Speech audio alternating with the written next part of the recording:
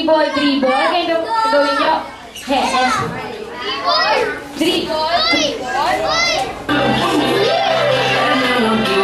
Ito, okay. Yan.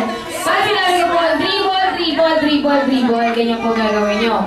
Pag sinabi ko naman po, exhibition, exhibition, exhibition. Ganyan. Huwag nyo naman po masyado po kanina kukuha kasi bumatok po. Okay?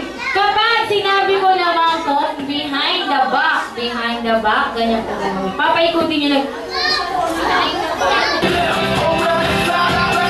Gagawin nyo po yan kung gaano po ako kabilis magsasalita. Okay, bibigyan ko po yun ng number. 1, 2, 3, 4, 5. Go!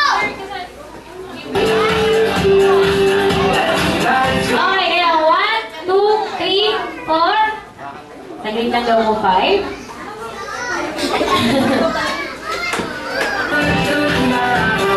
Okay, si Daddy po yung 5.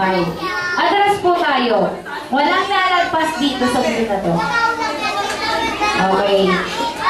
Pag sinabi ko po, pass the ball to number 1, 2, 3, 4, 5. Kapasa nyo po yung lobo. Alam mo, Hetty, kanina ka pa eh. Dead ma. Okay. Ipapasa niyo po yung lobo sa number na sinasabi ko. Siyempre, paano po tayong makaka-score?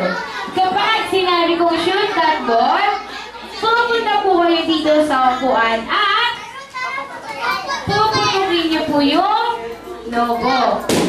Parang ganon. Bawal po gamitin yung kuko at kamay. Pwet lang.